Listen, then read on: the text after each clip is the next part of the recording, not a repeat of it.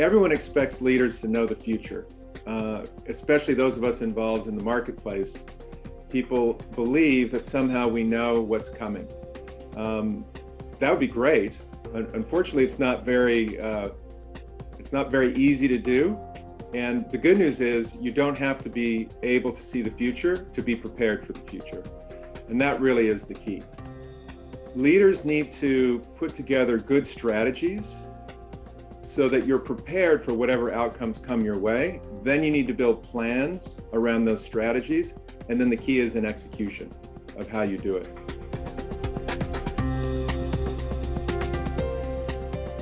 I see trust not so much as a value, but the currency that builds on values. At Capital, we have 3 key values such as integrity, respect, rigorous analysis. Trust is essential in all of those things. So I don't put trust as a value in and of itself, but it's critical in those core values that every culture wants and that every leader needs. Consistency is key. Consistency in behavior, consistency in how you behave around those values in your actions. All your processes need to be fair and transparent. Consistency in behavior also means you have to avoid subjective decision-making as much as possible, allowing people to be clear on what matters to them and what doesn't. It also helps then to have a clear strategy, because with that strategy, you can bring people along and they can see your ability to execute and deliver, and that helps build trust. So trust is just one of those essential things that you build through your consistent actions, through planning and execution, and being consistent in everything you do.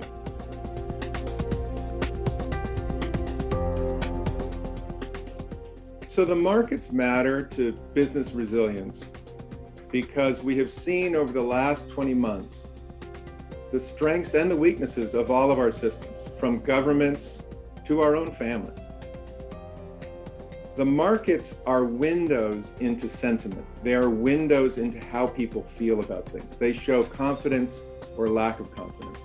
So market movement matters to all of us. But for us at Capital Group, it's not just academic. It isn't just a window into what matters. For us, we know that people have given us their money for their life savings. We never lose sight of the fact that we manage assets on behalf of individuals saving for their retirements or other important life events. We see ourselves as stewards. So over this last 20 months, with all of the market moves, all of the concerns about the pandemic, concerns about governments, concerns about the economy, we hope we've given people confidence to be able to stay invested through that whole cycle, and been able to talk to people and explain to them why, even when you have these challenging periods, it was smarter to have stayed invested in the market than to try to get out and get back in, which would have led to difficult outcomes for people that did that.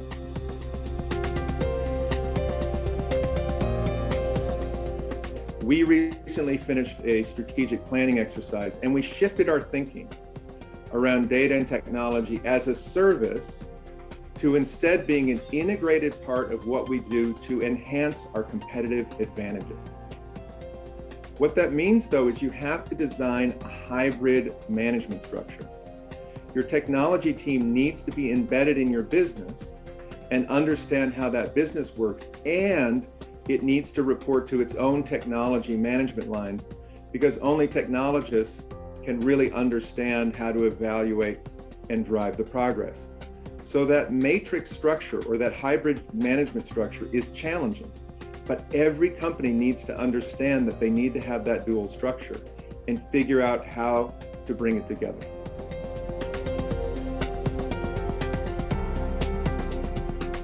We were very positively surprised that virtual meetings appear to be democratizing and freeing to some people. To be specific, we're hearing voices that we didn't used to hear before, those that maybe weren't quite as aggressive. So we believe it's actually helped us a lot on the diversity and inclusion front, because more people are finding their voice and being able to speak up at meetings. We don't want to lose that as we move back to being in the office or back to being together. We want to try and figure out how to capture the magic that we learned from this period. But people really want to be together, especially our investment teams.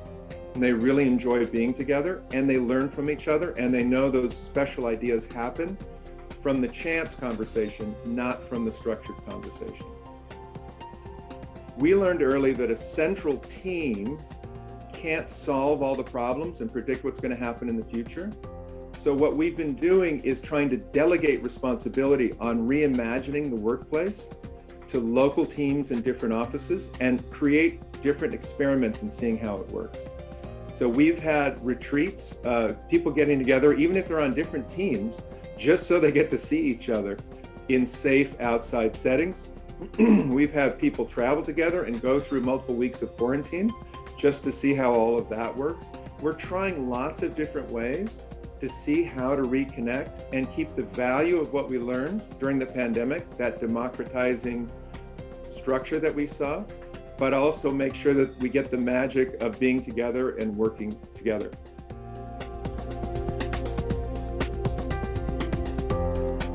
Our leadership development programs are all based on people's ability to work together, to collaborate properly, and to drive decisions as necessary. And within all that, we know diversity makes us stronger.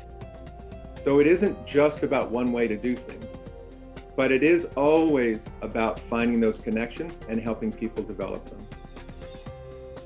Within our own training programs, we push people to think about how to drive the business, set the tone for excellence, engage people by building genuine relationships, and ultimately challenge the leader in question to seek new avenues for growth and improvement.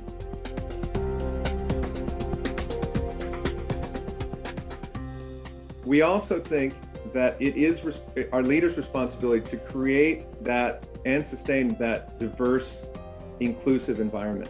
This is a new aspect of leadership that I think maybe was there for a long time, but needs to be emphasized more now, which is, in some ways, it's easier to train in a homogeneous way, find people that are like you and that agree with you.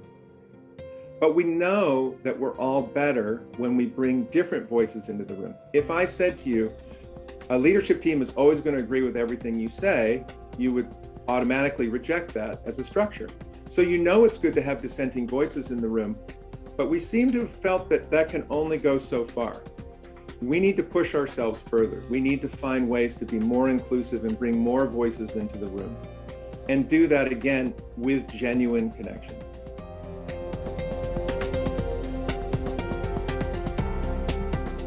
Capital Group has been a leader in diversity for many, many decades, and particularly with women.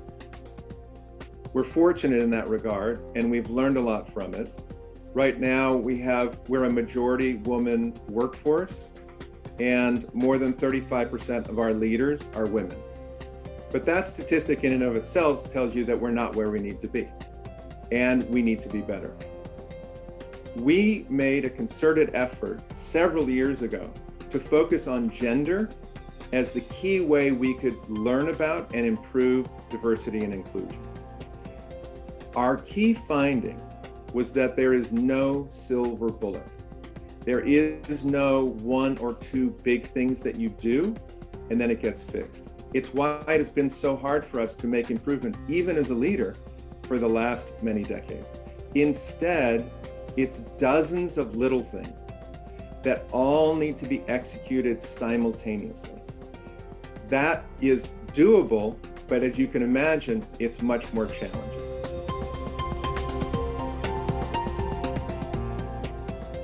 Too much of the conversation right now in sustainable investing is about what companies are bad and should be avoided, and not enough is spent on what they should do and how they can be better.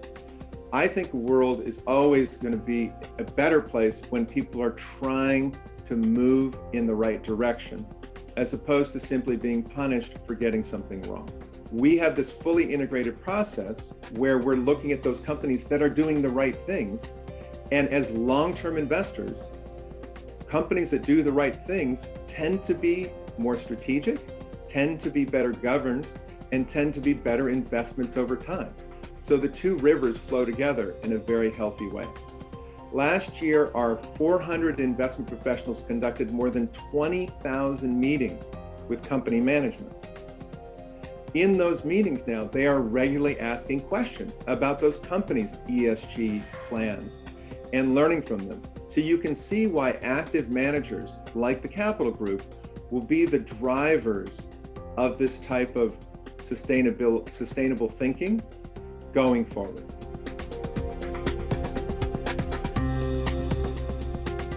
For sure, people need to understand the power of saving. Whenever I look around the world, those countries that have taken the time to help people understand the power of saving and being invested in the market, it really changes lives. Governments don't invest in a way that has compound interest. Investing in the markets compounds what you earn. So it's really important to understand that having the markets work for you while you're working gives you those benefits when you need them in the future. This is a key aspect at Capital Group that we're trying to help people understand in all aspects of their lives. And if you can do that through ESG while making companies more sustainable, while helping the environment, while making sure companies are well governed, all the better. But in my Spanish, let me just say, el futuro está en vuestras manos y el futuro empieza ahora.